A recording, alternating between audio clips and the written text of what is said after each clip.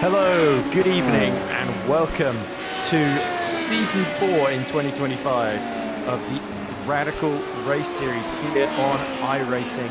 We are here at Mosport Park, otherwise known as Canadian Tire Motorsport Park, of course, in Canada. My name is Edward Hunter, and joining me in commentary is our broadcast director and co-commentator, Jim Cunningham. Jim, it's very, very dark. All of our radicals have got their headlights on, both SR8 and SR10s taking part, of course, for the first time, I think, in this championship.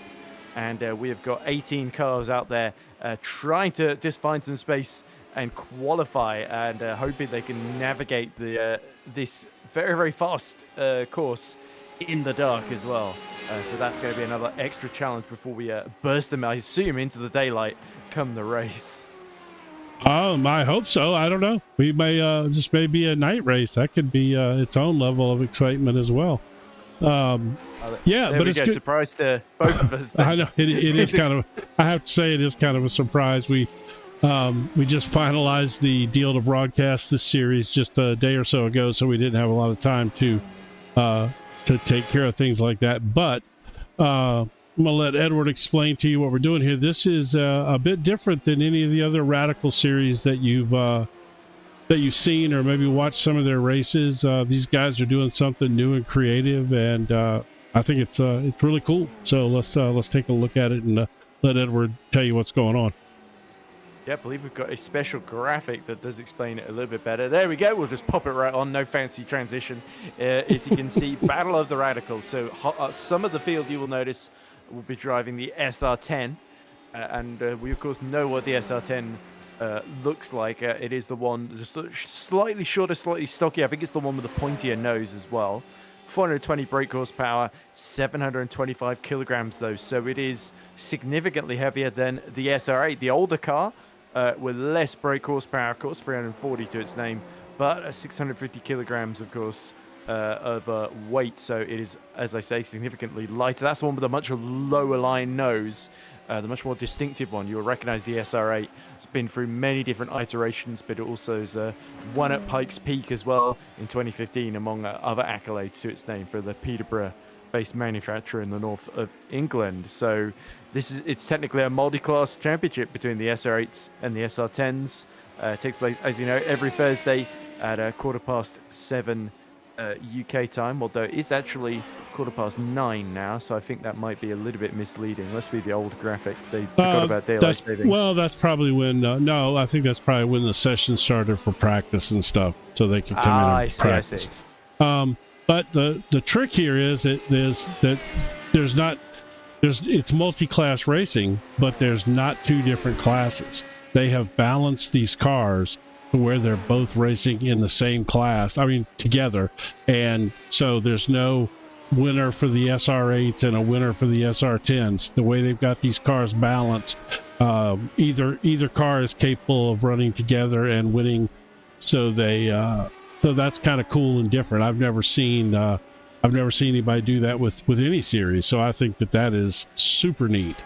And then, of course, it makes it easier for us to keep track of. It does. Because we haven't got to think about rookies, the juniors, and all the rest of it. It's that's the winner true. On the day is the winner. That's right. Amateurs, rookies, pro-ams, and of course, you see we got just a couple of minutes of qualifying left here. You see our graphic up there as far as the series format. You can go ahead and kind of explain to them what we're doing there with the sprint and the feature. Okay, so 10 minutes of qualifying. We've got a minute left of qualifying, followed by our sprint race, which is 15 minutes, and then the feature race, which is 25 minutes. You can see it's a reverse grid top 10 of the finishing order from the sprint race as well. So that will be interesting to see some of our faster drivers and them make their way through the pack at Mosport. We, of course, have got 12 races across the season, so there'll be another 11 after this one, taking place, of course, each week, as we look at who on earth is this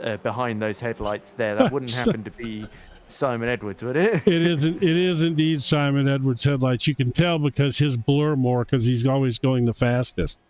So for those of you that don't follow Radical Racing, Simon is incredibly fast and incredibly consistent, as qualifying just coming to an end now, so we should be that's dark.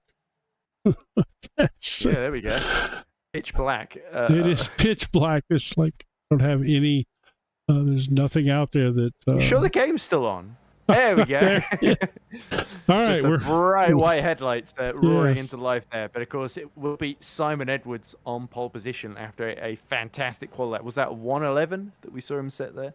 So we should be expecting similar heroics, as you say, from Simon Edwards come the race. But we have got a pretty tightly packed grid. I think there's not going to be a whole lot of time to go through it, but we'll very quickly try and get you through now. It's Simon Edwards and then Finland's Sauli Raitanen on the front row. Mike Buson and Bruno Vittorino make up row 2. Luke Crowley and Jamie Bird are on row 3. The row 4 is Paul Crabb and Lucas Nielsen. David Rolston and Paul LeMay on row 5. Phil Glover, Heinz Braun on row 6.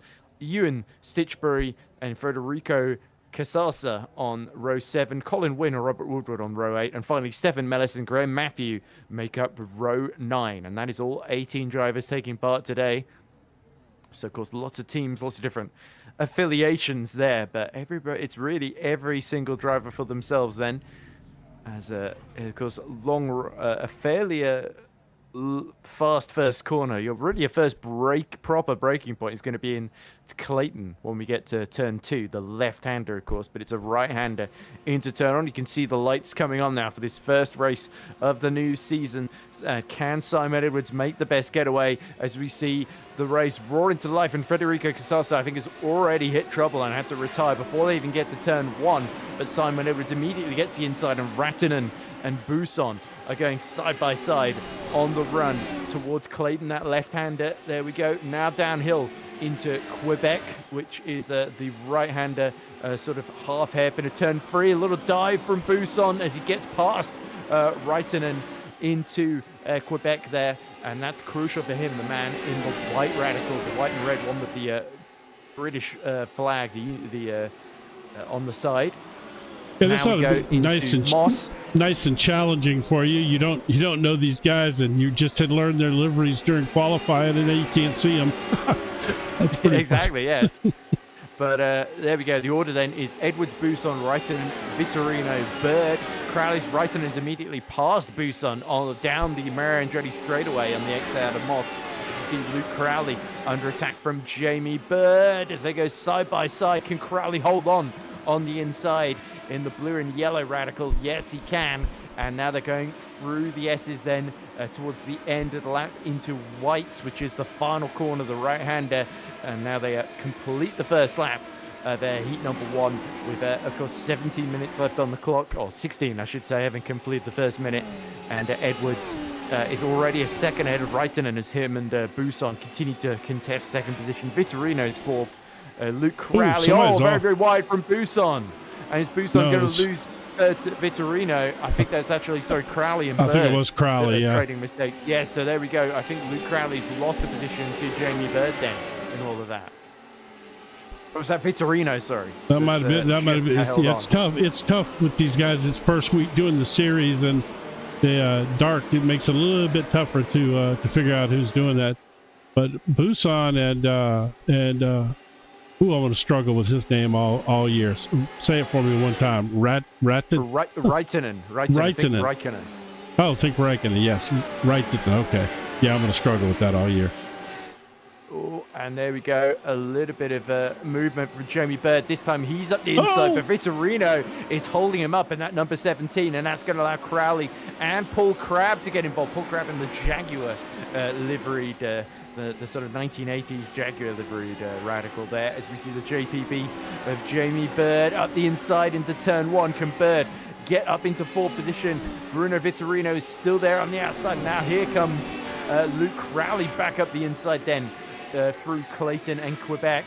So a really, really exciting fight for 4th position here. Look at Paul Crabb at the back of this getting involved as well. You can see in that black and yellow Radical trying to size up Jamie Bird and the likes of Luke Crowley and Bruno Vitorino but Mike Buson now 4 seconds ahead of this lot.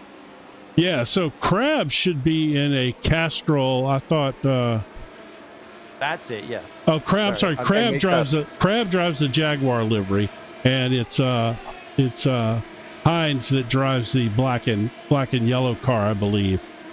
I know about half these guys in there. Yeah, so black and red, yes. Black and red, yes. Yellow tires, as we see around the outside. That was a bold move from Heinz Braun. And it was indeed. Mario Andretti straight away into the S's there. So the Herzog Motorsport driver up into 7th position, and Crabb is demoted, at least for the time being. But Paul Crabb gets alongside, tries to get back up into 7th position, dikes out late to the right-hand side into turn 1. They're still side by side, and really, really wide from Heinz Braun. Wow, he just passed. And the bravery to get he just passed Paul Crabb in the grass. Yeah, there we go. Yeah, he wasn't backing out of that one in a hurry, was he? And look behind, David Rolliston. Well, I wonder, is starting to get up the inside of Crabb as well here, but look up just ahead of him, Vitorino, Crowley and Bird still right together in that fight for 4th position as Rolliston passes Crabb for 8th now. So my question is, would that be a penalty? I think he had 2 wheels on the car. I think they might just let that one go there because they're still just out on the curb. As we see Vitorino losing a place to Luke Crowley. So Vitorino has hit trouble. There he is in the black car in the middle of the night. So difficult to see him at all without those headlights. But around the outside defends Luke Crowley. And that's crucial for Luke to get up into that 4th position because look at the leaders, 5 seconds ahead. Buson, Reitinen and Edwards. But Reitinen has actually started to match the lap times of Edwards. The gap 1.8 seconds. So Edwards isn't exactly pulling away a second per lap here, but he has got Mike Buson pushing him every step of the way here. So Reitinen, the Finn, has got to keep it together here. He can't just focus on hot lapping. Because he could well lose 2nd position to Mike Buson if he leaves the door open for him at any point. Here's Jamie Bird now passes Vitorino, so the Brazilian in a bit of trouble here. Yeah, this is, I mean, I say that. You're starting to find some guys that are finding their rhythm and their pace, and they're starting to move up a little bit here as things shift around. I have to say, right now, I don't know him. But he's flying right now because Buson's a pretty fast driver, and Busan's doing everything he can to keep up with him. I tell you what, this racing in the lights is tricky because Busan's car appears to be white until you get right up on it, and we know that it's like basically red, white, and blue and a British livery on there and all of that. That makes it even tougher just because it looks completely white right there, but it's not. See? Yeah, that's tough. It's because there's no headlights shining on that particular car. It's only right in it that we can see clearly there. So yeah, it's just the reflections working overtime. It's all very close on the inside curb there, coming out of that must be out of Clayton and now into Quebec they go. Boy, he dove it up in there on the brakes, didn't he? He has. Heinz Braun has set the fastest lap there. He's 1 minute 12.260. Only slightly quicker than Simon Edwards though. But yeah, Busan, you can tell here, starting to get just a little bit impatient. Here's Reitinen wide through Moss. I have to say, Heinz Braun setting fastest lap of the race in 7th place when Simon Edwards is out there running in clean air all by himself. That's impressive. I mean, he may have gotten a little He's getting a bit of slipstream. Yeah, exactly. But still, though. So, real quick, I want to touch on a few things. We're sticking with this action because it's been absolutely so close. But let's do this real quick. So, early in the race, we had one of our. Let me see. So Paul LeMay, right off the bat on lap 1, apparently had an incident. I wanted to see what that was. That's Paul in the center there. Oh, okay. Oh, I thought he was going to hang on to it for a second. So, there's a bit of contact as well. With, I didn't see what the number was, and now I can't because it's completely dark. Right. But yeah, Paul. So that's not a great start for Paul LeMay though, because he said one of the quicker drivers out there. Qualified pretty well as well. He did. So then, just a bit of a marginal move into turn 1. David Rolliston, who we hadn't had the cameras on much so far, had his own incident here. He's in that Tiger Stripe car. I'm not sure what. Oh, he just too heavy on the loud pedal, and around she goes. So Rolliston rolls around. He's got to get the Tiger pointed the right way again. He is down in 16th position, so there's a place gained for Paul LeMay at least. He needs to put his Matthew. He needs to put his Survivor song on there and Eye of the Tiger and get after it. Yes, yeah, exactly. I couldn't help myself. And this is Lucas Nelson, and it's so dark here. This ought to be entertaining. Right, so Nelson completely on his own. Is the rear wing still on? It's so hard to tell. Here's the little half spin. Golly, I think he was struggling. It is not. Yeah, I don't see a rear wing. Yeah. You know, I think he was involved in that Paul LeMay incident maybe early in the race. Was that him? I think it might have been him, yes. That would add up if he was sent into the barriers, the Norwegian then. So yes. He's decided to carry on since then. So we're back up here. 7 seconds off Federico Casasso. I think missed the start entirely and had to start from the pit lane. Well, I'm going to jump back here with to this battle for a little bit here where you got Paul Crabb and Stitchbury and Glover. Yep. So we got an Englishman, a Welshman, and an Irishman all in a line here, fighting over position. Sounds like a joke. They all walked into a bar and what? Oh yeah, no! Here we go. Oh, let's hope it doesn't get too much of a bar brawl here, as Paul Crabb just has to back out at the last minute. So too does Ewan Stitchbury. Stitchbury goes onto the grass. Paul Crabb just follows him out of instinct and gets a face full of grass. As all of this allows Phil Glover to escape up the road as they now go towards the S's at the end of the Mara Andretti straight away, and Paul Crabb backing out there. So Paul Crabb, who's gone backwards in this race, is really struggling just to fight back and regain some ground. He is indeed. Phil Glover's loving those two battling back there behind him. He's like, y'all keep fighting back there. I'll just separate myself a little bit. Heinz Braun very close to Bruno Vitorino at the moment as well. While this is going on, there they are, just going through Quebec and onto the sort of back straight that leads towards Moss. There's a sort of left-hander here before that sort of double apex right-hand hairpin. And Heinz Braun still, I think, has the fastest lap of the race to his name, is trying to set Vitorino up. But Vitorino has certainly got things under control, though he has lost a couple of seconds to Jamie Bird. You can just see disappearing into the distance there. They're trying to lap some of the traffic as well. And that is starting to play a bit of a role here as we cut back to Stitchbury waiting for his moment as Braun is past Vitorino, but look at this. Paul Crabb is right behind you and Stitchbury, and he's pulling out to the outside to the S's here, and Stitchbury is positioning his car very, very well to prevent an attack from Crabb there. So he would have had to go the long way around before they get to the sort of main apex of the S's, and that is quite tricky to do then. Yeah, crucially, Heinz Braun up to 6th. He's gained 6 places. He's undoubtedly the biggest gainer. That's going to hold him in good stead come race 2 with the reverse grid. We'll have to do some similar climbing back up the field. Well, yes, he will. Paul Crabb sitting right now in the pole position spot for race 2. I'm sure he doesn't necessarily want to be in 10th right now, but it certainly bodes well for him. Boy, Vitorino's coming back here. Look at this. He's giving him a run. Braun is in the heavier car, I think. That looks like the SR10, but Vitorino goes wide at Moss, and that is going to lose him a couple of seconds there. So Braun now can focus on catching up to the back of Jeremy Bird as we cut back to the Glover Stitchbury Crabb fight. And I really think Stefan Mellis isn't far off joining it as well, the Belgian in 11th position. So everybody wants to finish in the top 10 here, but look at this. Stitchbury and a real attack as Crabb going around the outside, gets a bit of a tow from Phil Glover. This time tries to duke it out, but again, having to go the long way around. But he dies at the inside for the second part of the S's. That's going to be the outside for the final corner.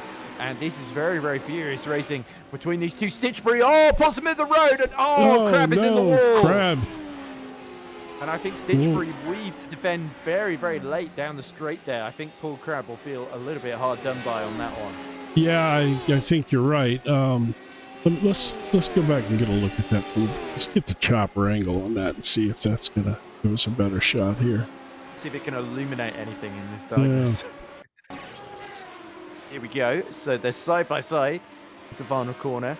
Stitchbury then has to go a little bit wide. Crabb gets a good exit at all. That was literally the building blocked it right as right as what we needed to see. All right, let's try this angle one more time, because I don't think they touched. Maybe on board with Crabb.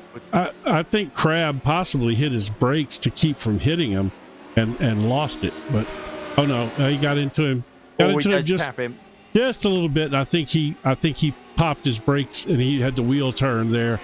And maybe the brake. I think he just got caught out as well. He didn't expect Stitchbury to defend back to the middle of the road. I agree with that. Yeah, he's going to hold this line. So okay, so real quick, these two right here, I didn't want to jump away. I wanted to come back. I wanted to stay with this for a second, but I wanted to see that replay.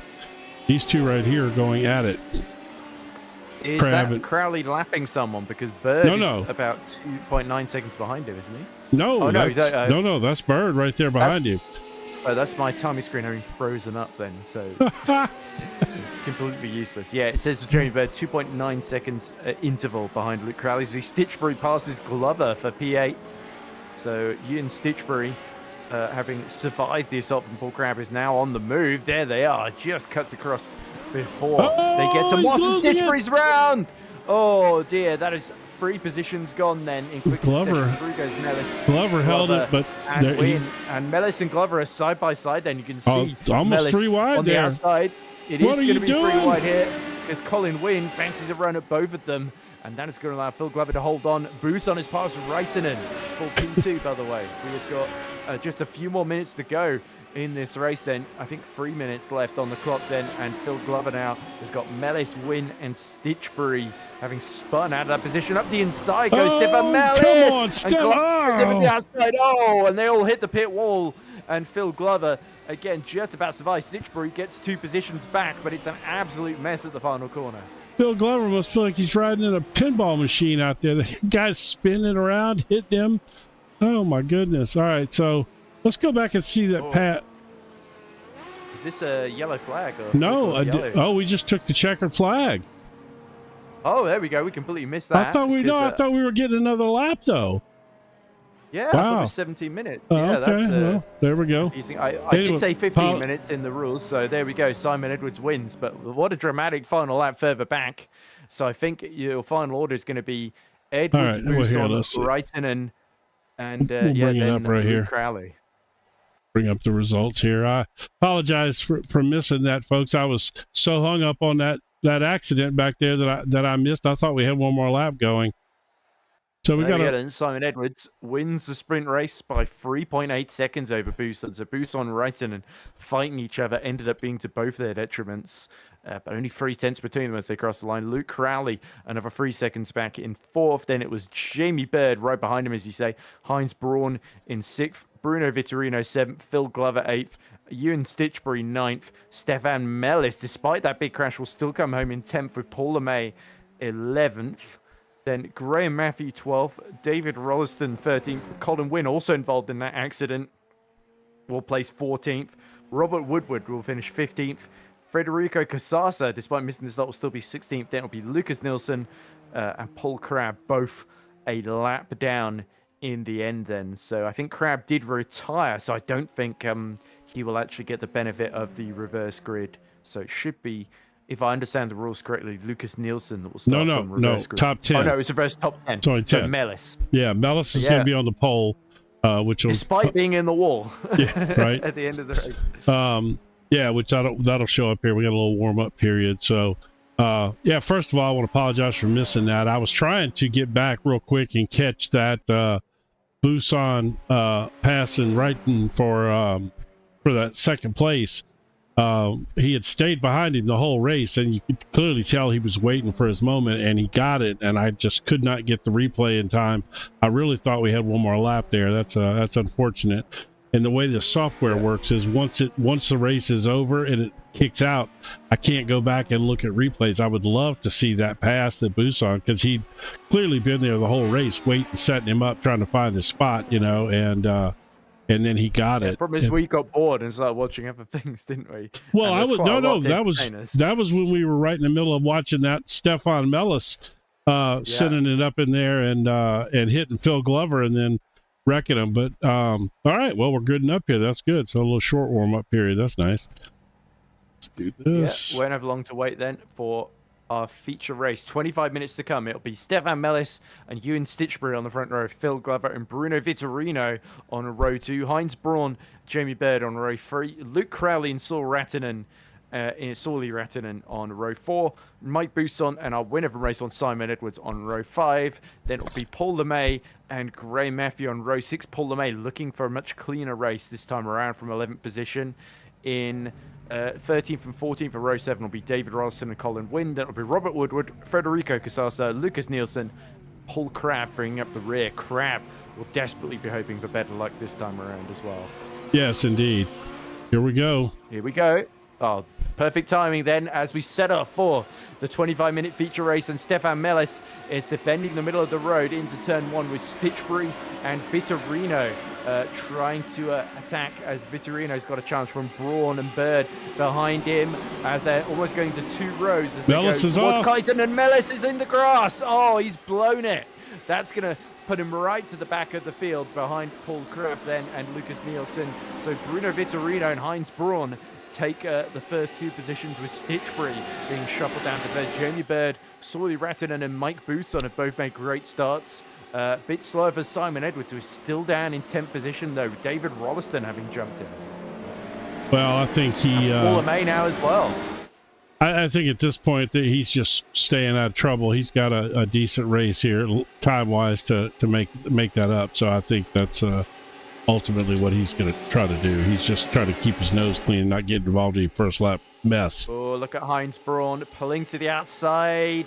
He set the fastest lap in the first race. Can he take the lead? Oh, he hits the back of Bruno Vitorino, and that's another 2 leaders that have eliminated themselves and given themselves a lot of work. How about that rejoin? Jamie Bird now takes the lead as they all shuffle to just avoid Vitorino and Braun as they rejoin the pack right in front of Mellis. So Jamie Bird now leads from Ewan Stitchbury, Sauli Rattinen, Mike Buson, Phil Glover, Luke Crowley, Simon Edwards is up to 7th, and now we see Heinz Braun and Paul LeMay side by side with Rolliston right behind them as well. And it looks like Heinz Braun has been able to hold on from Paul LeMay here around the outside, or has he? Because LeMay in the red, white and blue is up the inside into Quebec. And now Braun, with the damage from that earlier incident, is going to be at the mercy of David Rolliston. Yeah, Rolliston is actually behind Braun. It's Braun that's right behind Paul LeMay there in the red and black car, which is quite interesting. Did you notice that we're in the daylight now? I did, yes, because it's easy to see everyone. Paul Crabb has passed Rolston on the exit there, as now Lucas Nielsen fancies a bit of him too. Lucas Nielsen having a great exit from Moss down the Marangetti straight away.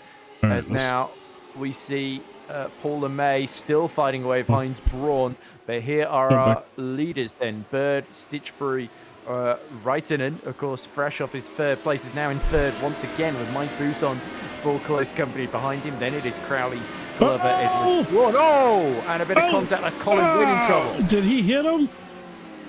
Oh, well, I think the answer is not did he hit him, but where did he hit them?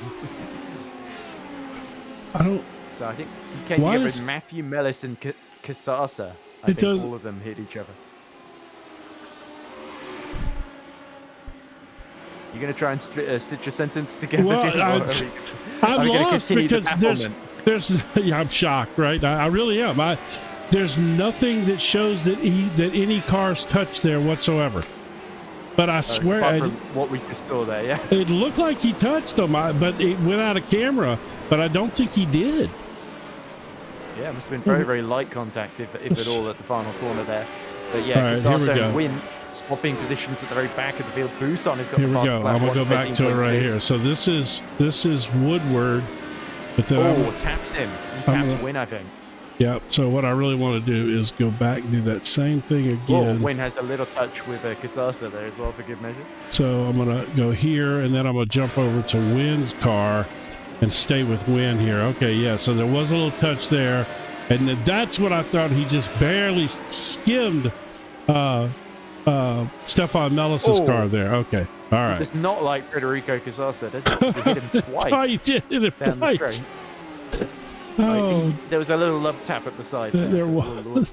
We'll move on from that because there's so much else to focus on. Look at Stitchbury. He's really started to rally here and really challenge is. Jamie Bird.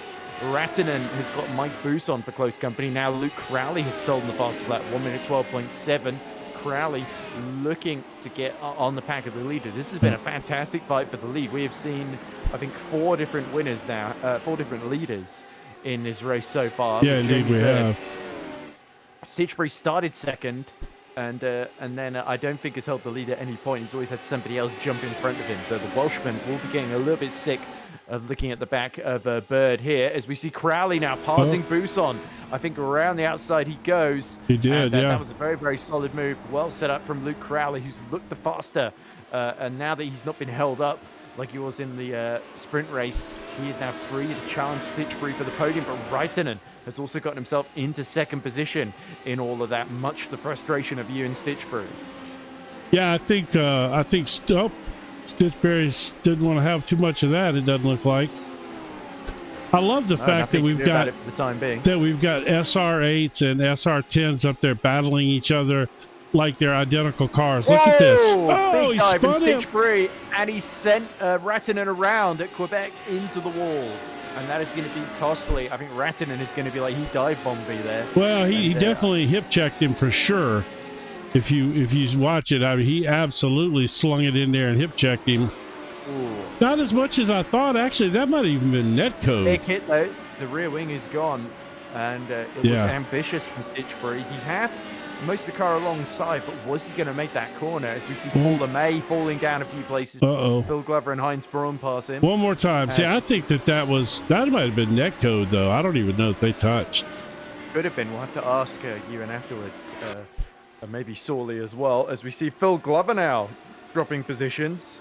Lots of positions. Phil Glover is in the wall at the S's, I think, and maybe out of the race entirely. Yeah, he might be, because it... Meatball flag showing. So here's Phil. Oh, it just gets too wide and then understeers into the wall. Big hit there. Yeah, that's tough. And that's a big shame for the Positivity racing driver. Not very positive end to his day. Well, I tell you what, and he is like literally one of the most positive people ever. He's so much fun to talk to. Paul Crabb's working his way back up here. Just got by Braun. Yeah, Nielsen and Crabb have been the 2 big gainers. Here's Buson retakes Crowley. Simon. Because Crowley losing 2 positions. He's had a terrible exit from, would that be Marangetti straightaway then? Oh no, coming out of Quebec, I think. He had a really bad exit there. And that's allowed Edwards and Buson through. So Edwards now retakes fastest lap of the race, 1 minute 12.3. So Edwards is really starting to find his groove here. and could well still be part of this victory conversation. But look at this, battling ahead of him between Stitchbury and Buson. Buson is trying to go around the outside. Stitchbury defends the inside, but he's got too much overlap as Mike Buson, and Stitchbury has to tuck in back into third place then. So crucial for Buson because he knew that Simon Edwards was catching him. Exactly. Very far over the curve. Yeah, I mean, look, you can't wait around there because Simon's on the way, and I guarantee if Buson, look at Stitchbury going to send it right here on the inside. Oh, nice car control. That was good. He's not afraid of showing his nose up the inside, but he's on the outside for Quebec this time, but he cuts underneath on exit there. He is not letting Mike Buson pull away, and this is all to the benefit of Jamie Bird, who's 2.5 seconds up the road. They're still side by side as they go to the left hand, and now into Moss. It will be Stitchbury on the inside, and Buson that has to concede on the outside. They're fantastic battling away. Luke Crowley has been able to keep with Simon Edwards in all of this as well. So it's a four-way fight for second position. But look at Jamie Bird in the black and green car, just miles away. Very late to the outside comes Mike Buson. Oh, look at this for three wide. Simon Edwards with a brilliant exit is going to just breeze past everybody. Oh, brilliant there. Edwards up to P2. Gosh, and that's exactly what we've come to expect from him. He made them all look like they were standing still there down the Marangeli straightaway. He did indeed. Yeah, that's Simon Edwards right there. Look at Buson here is not playing around. Of course, these guys have a lot of history. They raced a lot of laps in these radicals against each other. So, and Buson's fast, especially if he's got his fans turned on. That's inside joke. Buson and Stitchbury both in the SR8s as well, whereas Edwards in the SR10, I believe. So this will be interesting then, as they. It's really all about the Marangeli straightaway and into the S's, isn't it? That's the prime overtaking spot as we see Woodward take Heinz Braun and get into the top 10. But Buson through Moss is shadowing Simon Edwards here. So can Edwards, he's actually lost attempt to Jamie Bird while defending on that previous lap. Jamie Bird is just 0.2 quicker last lap as well. So Edwards really needs to break away from the pack, but Stitchbury's going to lose another position because here comes Crowley up into fourth then in the yellow and blue machine. Boy, Paul LeMay has not had a good night at all. Let's go back and see real quick what happened to him. Yeah, here he comes. Just looked like the steering failed. Yeah. Oh, that was could be a screen freeze or something, but that looked. As we see Stitchbury's in trouble. He's fallen to 11th position and now to 12th. So Ewan Stitchbury, as I think, facing the wrong way down the start-finish straight. So clearly he's lost it out of the final corner. Yeah, let's see. That's a big shame. That is thrown away 5th position into the hands of Lucas Nielsen, who's gained 12 places. Yes. So here we go. Stitchbury was right behind Crowley. Gets very far over the curb. Just fishtails it and can't save it. Yep, that's these light cars that sometimes those curbs will really give you fits right there. As we come back, he's gone off again. Yeah. And through goes. That's Paul LeMay. Yeah, that was okay. LeMay's a lap down though. That's LeMay's car for sure. Yeah. All right, let's go back up front up here. Simon is. Buson's not giving up though. Usually, we're used to seeing Simon kind of stretch it out a little bit. But as he is starting to right here, but Buson's hanging with him, and I just have to say for the record, Luke Crowley's staying with him back there as well, and I just want Luke to know that I'm still a believer. It's been a year, but I'm still a believer. He told me that I gave up faith on him one time, so I still believe. You're not supportive enough to that's what he accused me of not being a believer anymore because he had a couple of bad races. He said I didn't believe in him anymore. You should never judge anybody but just a couple of bad races. That's what I always say. This is Paul Crabb, speaking of which, who's had a brilliant race, is now all over the back of Lucas Nielsen in a fight for what is now 5th place.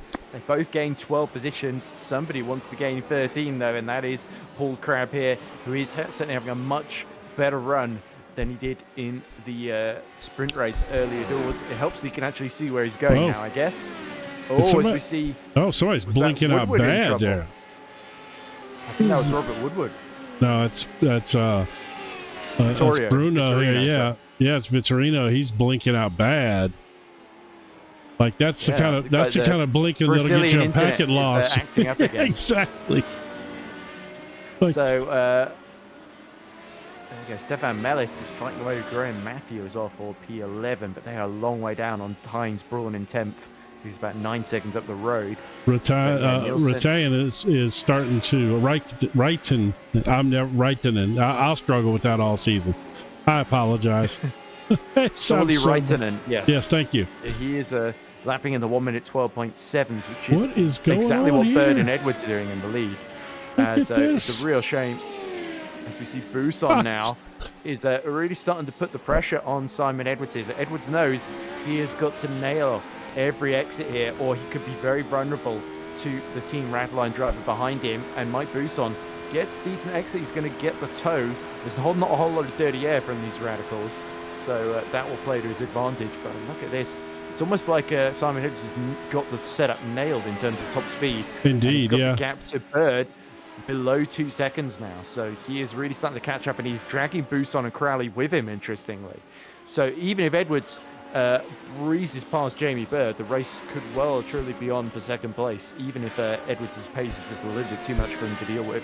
Buson was a tenth quicker the previous lap than Edwards, but Edwards sets a 1 minute 12.329, 3/10 faster than Jamie Bird, and a tenth faster than Buson behind him. Well, Buson is a very smart driver. I jumped back up here thinking that he was trying to fly by Simon or something, but I think Buson knows exactly what they need to do, which is they need to run nose to tail and go get Jamie, and then they can all fight it out a little later in the race. Buson's not the kind of guy that's gonna drag Simon and him both backwards by battling it out when they don't need to. As we saw in the first race, Buson ran in third there, hung in there, and then made his pass for second place right at the end of the race. So I think that's very patient. That's probably what's happening here as well. There's another good battle going on right behind him back here with Paul Crabb and Nielsen. I tell you what, I'm struggling with Nielsen's name because in America we have a country music singer named Willie Nelson. I'm sure you probably maybe heard of him, and his son's name is Lucas Nelson, and he's also a singer. And so it's every time I see it, I want to say Lucas Nelson because of Willie Nelson's son. But anyway, well, I'm sure Norwegian is going to be flattered by that. But nonetheless, he's more worried about, I think, Paul Crabb. Vittorino is another 8/10 behind. But yeah, Paul Crabb is certainly been a man on a mission in that Jaguar liveried SR8 versus the SR10. But look at this. Again, Paul Crabb is trying to take advantage of how lightweight it is to sort of fly through the corners. But come the straights, I think Nielsen has a small but decisive advantage at sort of top end speed. As you see Crabb again. Inside the helmet. Oh, big mistake! Oh, there was nowhere for Paul Crabb to go. And I think there was a big whack to the front end there, which magically reappears. It did reappear. That was nice. Yeah, so Lucas Nielsen. Yeah, that's very much throwing away that fifth position there. Yeah, Vittorino, I think, has gone through as well. Look at Vittorino around the outside. Well, I think, and the Brazilian back into P5. Crabb's got damage. He nailed him right with his front end. He's got to have some damage. Let's go back and look at that from up here.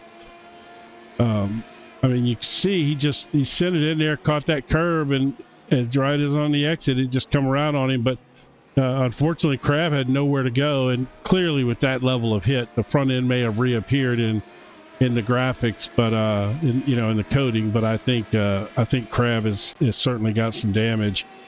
Although he's right sticking with. Let's do this. Let's go look in car with Crabb and see what his wheel looks like on the straightaway. It's cocked a little bit. He's got less downforce. As we see Vittorino. Long blink. Golly, man, I hate that. Comes back in. There's nothing worse than trying to pass a guy who's blinking like that. It's so hard. It's nothing worse than being disconnected as well. Well, that's true too. I feel it from both ends on that front. As we see Paul Crabb hoping that Vittorino doesn't just disappear and then reappear right as he's that happens. So that's the thing, it happens. You almost back off I mean, from he's a also guy. just had with Nielsen, where even with Nielsen not having connection issues, he just dropped it in front of him and he couldn't react in time. Well, that's true. So, yes. Well, Nielsen had connection issues. The problem was his tires weren't connecting to the road anymore there for us. oh, that's very true. And Nielsen might have had a bit of damage too because David Rolston catching him as well. Oh, man, Crab was hanging it out right there, huh? Yeah, really soaring away at the wheel to make sure he didn't lose and fall completely off track there. But yeah, Paul Crab has really got to hold on here, and at least getting a bit of a tow from Vitorino is helping him fight back because Nielsen and Rolliston are not far away in the rearview mirror. Well, that's the thing. You got Nielsen back there who potentially could have some damage as well.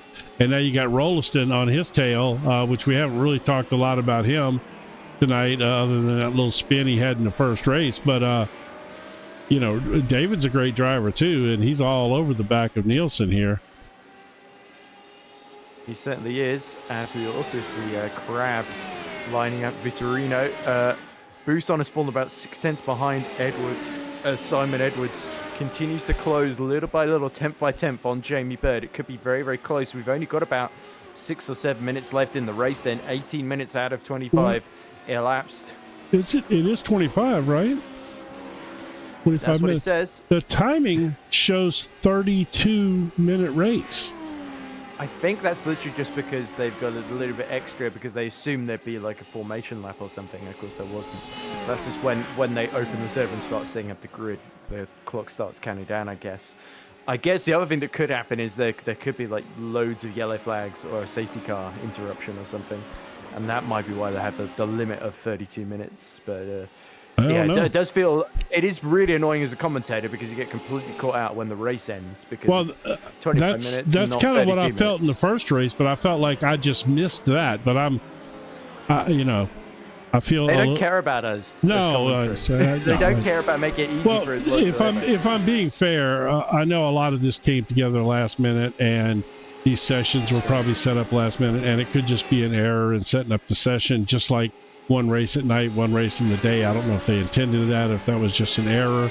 Maybe this is the morning race. Yeah, maybe. Yeah, it was like an endurance deal. One was at night, the next one's in the morning. Speaking of that, let's look at this real quick. Simon Edwards sets the fastest lap again, 1 minute 12.236. So another 2/10 taken out of Jamie Bird. Jamie Bird is responding really well to the pressure behind him, though. He is. He's held on for, I think, a lot longer than some might have anticipated. Mike Buson still within 3/10 actually of Edwards, as we see Paul Crab tucking really close to the back of Vitorino up the inside into Quebec with a little less downforce. He's going to struggle to make that corner, but he is alongside. He's on it right now. Yeah, here we go. So it's SR8 versus SR10. He drove it right. And Vitorino had to back right off there as Crab went basically up the inside, and that became the outside for Moss there. So absolutely nailing that. And Paul Crab, even with damage to the front of his car, is proving himself to be more than a match for Bruno Vitorino. Indeed. And Nilsson, Rolliston, and Woodward are all starting to fight amongst themselves. So, Woodward, another driver that is gaining ground, but here comes Vitorino. He's got amazing top speed here, and Crab blocks him off into the S's. Yeah, I tell you what, man, they did a great job balancing these two cars out, and I tell you what, this right here is what Radicals needed. If people find this league and you can drive either car and be competitive in it like that, because there's some people that do not like the SR10, and the SR8 is a free car. Interrupt, but our lead is all about within a second of each other, and Buson has stolen the fastest lap, 1 minute 12.045. So I was going to say, I was waiting for Crab and Vitorino to sort that out, but I was going to say, can you hear that in the background? It's the Jaws theme as Simon and Buson are closing on Jamie. Yeah, here comes Mike Buson then, and he's just been sort of hanging on to the back of Simon Edwards. That very, very impressive pace. We saw him win the sprint race earlier on. Can he win the feature as well? There's just a few short minutes to go. I think 3 minutes left on the clock, so that's going to be about 2, maybe 3 laps here, depending on when they cross the line there, that Jamie Bird has got to hold on but Simon Edwards is going to throw absolutely. The problem for Simon is he's got that distraction of Mike Buson right behind him. So, I mean, he can't focus just on Jamie in front of him. No, see, I don't. That's one thing I don't think affects Simon as much as it does some people, and I only say that because I've watched him race so much. And at this point, I think he knows right now that it's Busan is working with him to get to the front. Now it's coming, especially if the time is incorrect on the screen and 25 minutes is going to be the cutoff on this thing. So if that's the case, then it's time to, as they say, as the country boys say, it's time to start making hay. You got to get it done. Yep, so time rapidly starting to run out in this race. And again, that straight line speed of Simon Edwards. Oh, here he coming comes. To the fore as he's tucked up right behind Jamie Bird now. And Jamie Bird will never have been more determined to defend like crazy here as we see Simon Edwards going through the final corner. Jamie Bird goes wide over the curb and onto the grass. That's a terrible exit, and this could be the opportunity for Edwards. But again, he thinks better of it, decides not to do a sort of kamikaze dive into the first corner, and decides to wait by this time. Through Clayton they come, and then into Quebec. The best opportunity is going to be to try and set up the move on the exit of the Moss double right-hander, isn't it? And look at this Buson weaving around to the outside to try and get the best exit here, to try and slot his way into second position here. I think they all know as the closer they get to final lap, the less likely that truce between Buson and Edwards is going to hold. Yeah, no, I think at this point that's over. And Simon had to get on the brakes a little bit there when Jamie ran off. Look at this. Oh, he's practically bumped drafting him there. Yeah. Yeah, definitely seems that way. And now Simon Edwards gets up to full speed, starts to pull away again, but that's a crucial opportunity gone. And Jamie Bird knows he's really got to defend for, I think, one more lap here. We're about to start what should be the final lap of the race if it's a 25-minute encounter. Right. I've watched a lot of these guys race a lot. I do a lot of radicals. I love the radicals, and I love these guys that race them. Jamie has gotten very fast in the last year or so. Because he's racing with some really fast guys. Simon Edwards is incredibly fast, and so is Buson. And that's it. That was the final lap then. So Jamie Bird did hold on. We're not even at 25 minutes yet. No, there we go. Yeah, exactly. So they decided to end it a lap early after 21 laps. So there you go. The order is Jamie Bird beats Simon Edwards and Mike Booth. It's a shame we didn't have another lap there. I think that would have been spectacular. But nonetheless, Crowley's going to take fourth behind them. Then it will be Crab, Vitorino, Nielsen, Rolliston, Woodward, and Rattinen has just beaten Mellis to get into the top 10 at the end. There's a good recovery from Sawley after being basically attacked on the first lap there. That could have been a much better result for him. Yeah, indeed. Well, we definitely have got to sort this timing out for sure. That's really hard as a commentator when you have absolutely no clue when the race is going to end. I thought for sure, again, we had one more lap there. Interesting. It's not the most helpful when it's a timed format and they don't actually show how much time is remaining in the race. Again, we've had some great racing, but I tell you what, if we'd have had that last lap like we should have had, because we weren't at 25 minutes when they were at the finish line, we were going to have a hell of a last lap there with Buson, Edwards, and Jamie. Well, I tell you who doesn't care one bit. I guarantee Jamie, because that's one lap he doesn't have to exactly. He's thrilled. All right, let's see. Let's get our race results up here. Then and he so nearly blew it on the penultimate lap when he went wide there. That he did indeed. Could have been. And I always wonder if maybe Simon Edwards is regretting not going for that now. But there you go. Confirmation then. Jamie Bird wins by 0.4 of a second from Simon. It's a fantastic defensive drive after taking the lead early doors. There were 4 different leaders in the first 2 laps, and Jamie Bird was the one that held on from Edwards. Then it was Mike Buson right behind in 3rd. Luke Crowley a couple of seconds adrift in 4th, but nonetheless a strong performance from Luke. Paul Crabb fought his way up to 5th despite hitting the back of Nielsen. Then it was Vitorino in 6th, Nielsen surviving to 7th, Rolliston 8th, Woodward in 9th, and Sawley Rattinen recovering a lot of ground to beat Stefan Mellis to 10th on the final lap. Heinz Braun was 12th, a lot of damage for him. Then it was Graham Matthew 13th, Colin Wynn 14th, Federico Casasa in 15th, Phil Glover 16th, but sadly laps down and not classified as finishers were Ewan Stitchbury, who crashed out sadly while fighting in the top 4, and Paul LeMay, who had a whole day to forget, really. Yeah, this was not the best day for him for sure. Well, yeah, let's we got Luke Crowley in the interview room already, our 4th place finisher. He's keen to talk to you again, Jim. Yeah, well, I'm certainly going to remind him that I'm a believer, so let's drag him in here. Sure. All right, there you go. So joining us now is Luke Crowley, fresh off of finishing in, I think that was 4th in both races, if I'm not mistaken, Luke. Well done. That was a really strong performance overall. Yeah, thanks. It was really good fun as well. Really enjoyed that. I tell you what, for 4th place, I'd do that again. Right. Really good fun. So, Luke, I have to say right off the bat, I'm still a believer. Don't.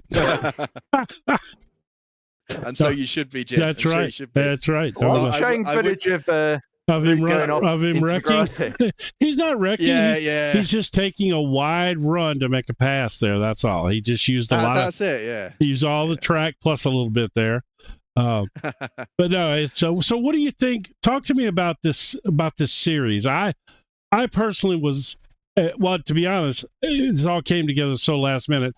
I wasn't even sure. I thought there was going to be 2 classes out there running, and then of course I found out no, they've balanced the cars out, which I was skeptical, but I know when you got guys like Simon and you and some really guys who can put down consistently good laps, it's certainly possible to get them really equally balanced. And man, did they! This was fantastic. No, it was absolutely brilliant. I'd call me pleasantly surprised by the BOP here. I thought one of the cars was going to disappear off, but right. No, fantastic work by the guys that have done the BOP for this week. It was brilliant. Really, really good fun.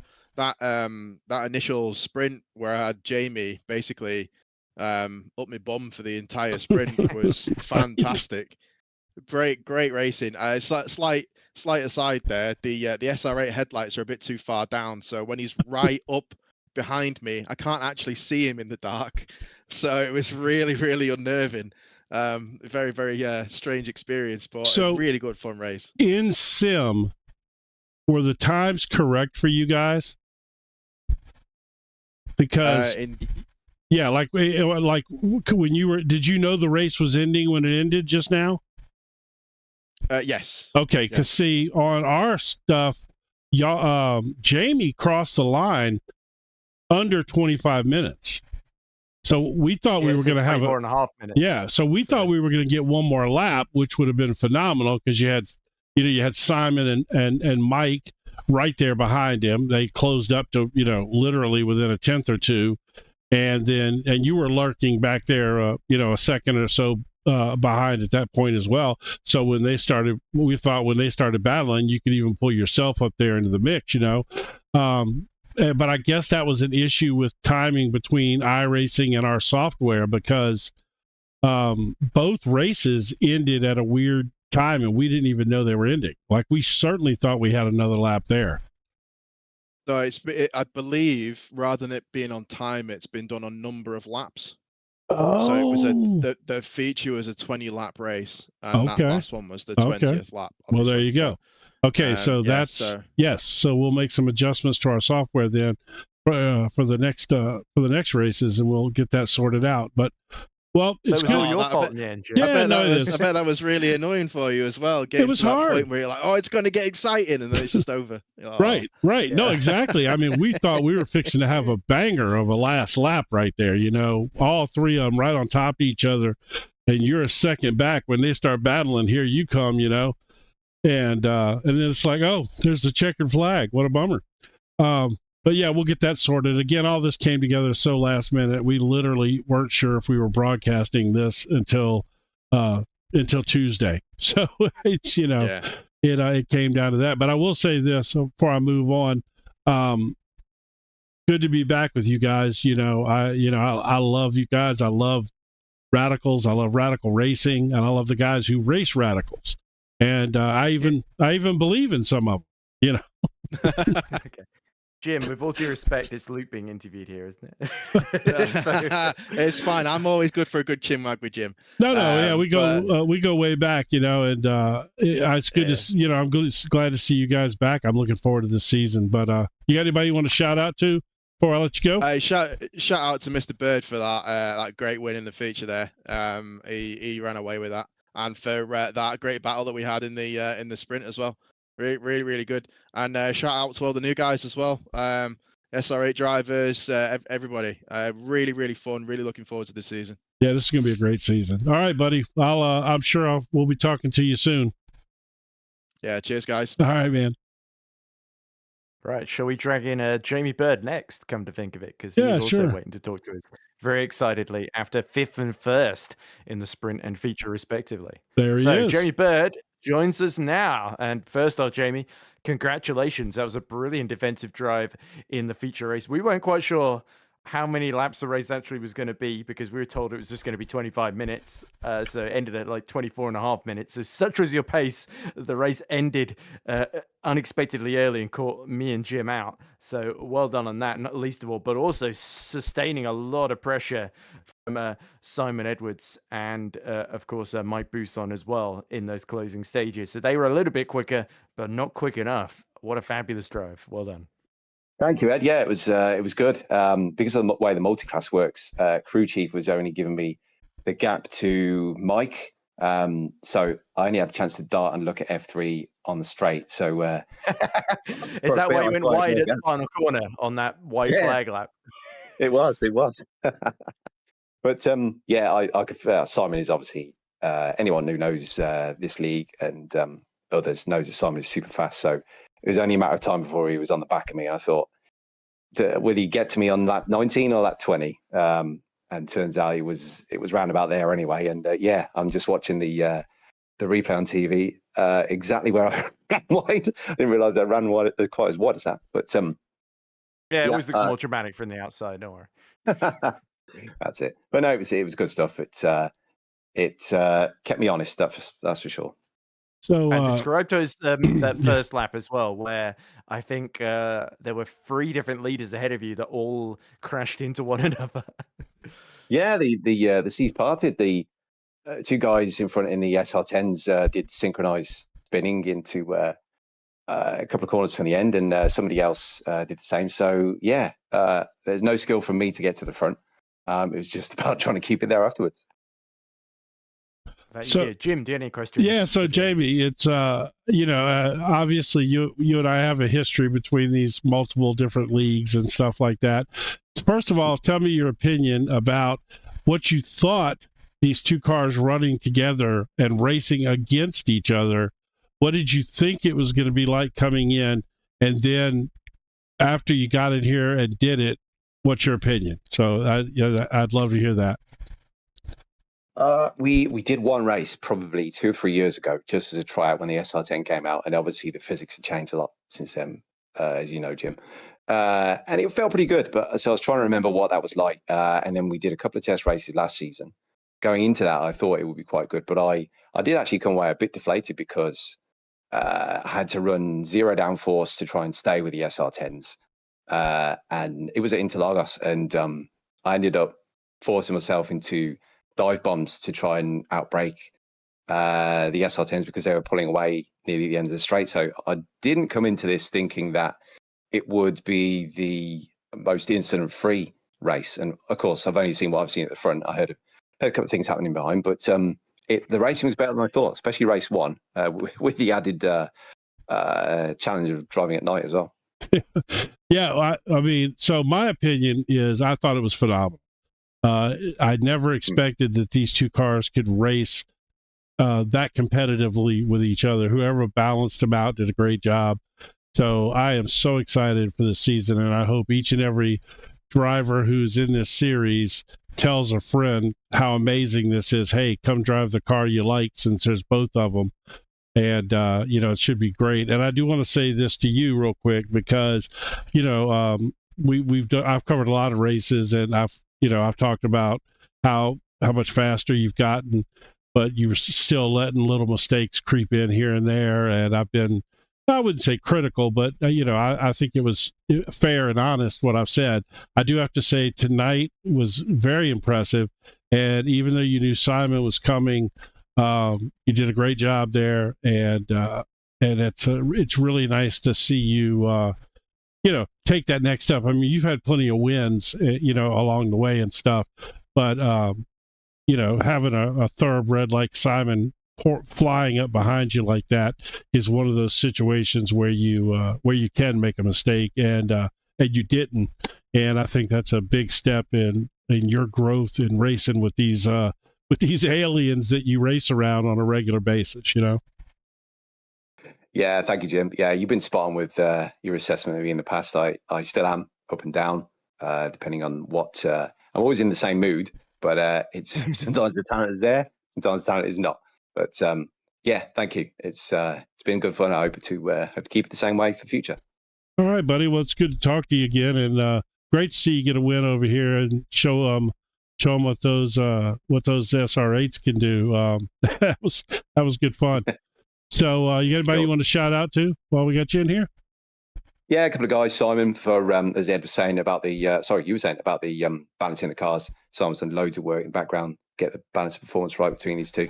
And shout out to Luke as well, Luke Crowley. We had a great race in race 1, side by side for a few corners in one of the laps as well. Yeah. So, all right, buddy. It's I'm sure we're going to talk to you plenty more this season. I love what you did here today. So we'll talk to you soon. Yeah. Cheers, Jim. Thanks. All Ed. right, buddy. Yeah, I love the JPB livery, by the way. Oh, that's actually his livery, though. It's Jamie. Not us. It's coincidental, but it still is. works. I said that too. I'm like, oh, that's so cool. He's got a JP Broadcasting logo on his car, and James is like, free advertising. It Don't is look free. gift horse in the mouth. It is gift radical. Yeah, I'd love to be paid by James, but so would I. I would love to be paid by James. Are you kidding me? All right, buddy. Maybe we shouldn't air our dirty laundry in public. No. James pays very fairly. I will say that. So there you go. All right, buddy. Talk to you later. He does. Thanks, guys. So, shall we get speaker Simon Edwards? Shall we drag him in? I think absolutely. Well. Here we go. So, Simon Edwards joins us now, having won the sprint race, but just pipped by the man we were just talking to, Jamie Bird, in the feature. Simon, it was a very, very strong debut. You were probably one of the fastest out there, unquestionably. But there's that little bit. There was a penultimate white flag lap where Jamie went a little bit wide out the final corner and struggled for the control. Were you thinking about a risky dive into the first corner? Because me and Jim assumed that it wasn't. We didn't see the white flag, so we didn't know it was the last lap essentially. So did you think you'd get another chance to get him, or did you just think, all right, second is still a good result here? I thought all of those things. So very quickly, my friend. Yeah, I saw him go wide. I thought I can nip in here, and then I'm thinking, no, I can get him on the straight because I'll be so close. And then when I got to T2, I saw Mike had got to the inside of me, so I had to go a bit wide, and I just lost just enough to not get back to him out of Moss. So should I have done it? I don't know, because we're in 2 classes, so I've still won the class. So so I thought, no, it's all right. I'm not mad. But yeah, I was going, but I thought of the sci-fi thing of I was going to tell Jamie I'm dragging mines behind me. Well, that's certainly. If I were Mike Buson, I'd be a bit offended being referred to as a mine, but never mind. Oh, hey, there's plenty of times that it's like dragging an anvil with Mike Buson behind you, especially if he's got his fans on. He gets dangerous. Another story. Yeah, he certainly didn't make it easy for you, did he, Simon? No, he had he put a high downforce setup on, and he was pretty quick with it, and then he could stay in the toe much better. And then Jamie used my setup that I posted and says, "Try this low downforce setup for the 8." So I need to clobber that setup now. So real quick, Simon, I have to say I was skeptical about what I thought these 2 cars were going to be like racing each other, and I understand that you played a big part in doing the balance on these 2 cars. I want to tell you that you did a phenomenal job, and this ultimately should be the way iRacing races these two cars. It would bring a lot of life to the Radicals. One's a free car, so if people want to get involved, they can come run the free car. If you want to drive the higher horsepower car, so be it, you know. But what a great job you did in balancing these cars out, and it was a lot of fun, and I think it's going to be a great season, and it's really cool and really different. I love it. All right, thank you. Paul LeMay helped with the balance as well. Well, he's another good one, so that's not surprising. Yeah, we'll see at Silverstone, because Silverstone's obviously a high-speed circuit, but it's also a high downforce circuit. But we're in the historic, so there's not much stopping. Right. So we're going to see the SR8. I did a quick test of it. The SR8 is significantly faster over a lap. But obviously I've got to balance it so that the 10 can't just get in front of it and hold it up. So hopefully we can do that, and it'll be just as good a race for everybody. Well, I tell you what, you did a fantastic job for this one, man. They were swapping spots back and forth between cars. It was so much fun, good fun. So I'm sure you got somebody you want to shout out to since we got Jen here. Well, I think I'll shout out to all the returners. So we saw David in, we've seen Graham in. Obviously, Phil's back because he injured his arm at the end of last year. And Paul Crabb and all the people I'm missing out here, and all the new guys, Sully. Who else did we get in? And we got Hines and somebody else. Lucas, is it? Lucas, yeah. Yes. So all those guys. Yeah. Yep. So yeah, it's great to see 18 Radicals on the track too. That's if we can keep that kind of car count or make it grow a little bit, this is going to be unbelievable. It's going to be so much fun. So thanks to George as well for screwing up the times. Yes. Yes, exactly. Yes, thanks, George. And of course, George is another one. We need to thank him for stepping in and taking over. He has done a phenomenal job, and I'm so thrilled to see this series back. And this is a great car count. If we can keep this up, it's going to be so much fun. So I'm sure we'll talk to you soon, buddy. It's always good to talk to you, and thanks for stopping in and chatting with us. Yeah, thank you guys. Thank you, Edward. No worries, and all the best to you, Simon, for the rest of the season. Thank you. So I think we just about got enough time for Phil Glover, who Simon did mention there. Shall we have a quick chat? He did have an amazing day today, but you might have some interesting insights. So let's drag him in. Phil always has interesting insights. So here he is now. Phil Glover joins us, having just finished 13th in the feature race. Was it 13th, or was it actually lower than that? It might have actually been lower. I think it was. Yeah. Phil, first off, let's focus on the important thing. How's the arm? The arm's a lot better, actually. Yeah, it's not been too bad. I gave it a good rest. So yeah, seems to be holding up. We saw a crazy moment in this race, so that's good to hear, where you went straight on and into the wall. Did you just have a screen freeze or something? Because it looked like you weren't really in control at that point. Yeah, so I run, as Jim will tell you, I run VR, and my G2, Reverb G2 that I normally use has packed in. So I'm on an old G1, and seems to be a bit of a problem with it where it kind of flickers every now and again. So that's not been helping. It certainly didn't help in the dark. But anyway, I wasn't expecting the dark. But anyway, that's another thing. Neither were we. Yeah. It brought some of my skills in rallying into play, I think, with that. You need a co-driver giving you directions. Yeah, it was fun anyway.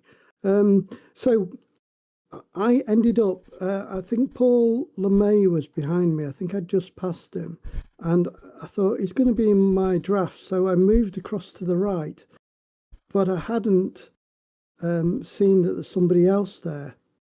They must have been, I don't know, halfway up my car or something on the right-hand side. So I actually ran into them. So I don't know who it was, but I'll have to apologise.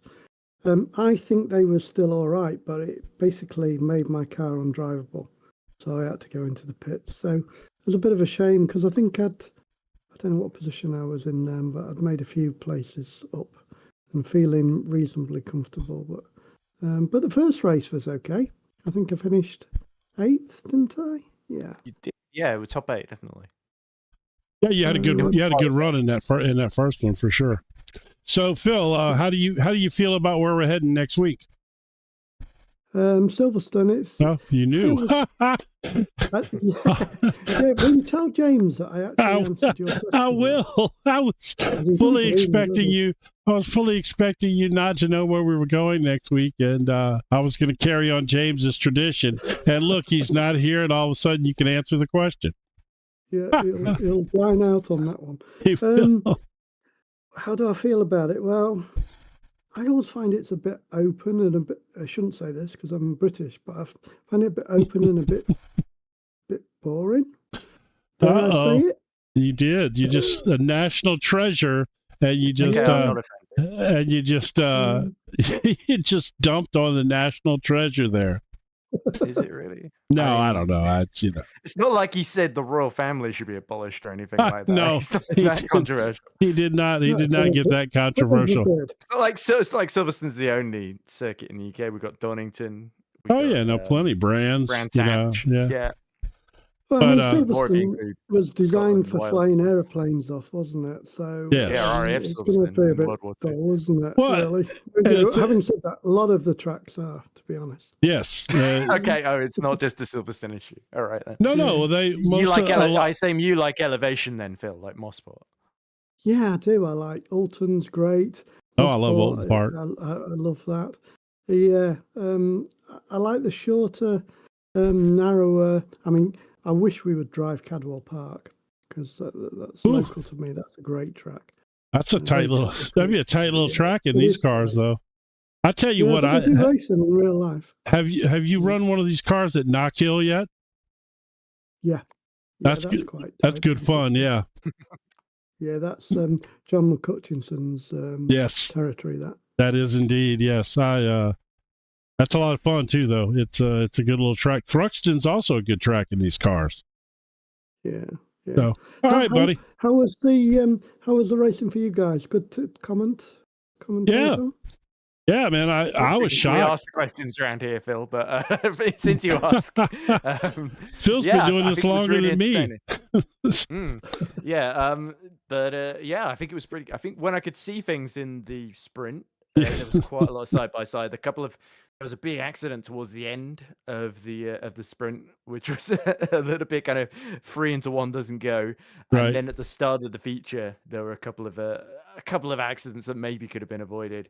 But yeah, other than that, it was really clean. There was quite a lot of slipstreaming. Everybody racing fairly cleanly and trying to force each other into mistakes. Yeah, it does seem like the SR10 and SR8 are, as Jim has consistently been saying, a lot more closely matched at this circuit than some people were fearing then. So I think that we're a lot of that's two different down to races as well.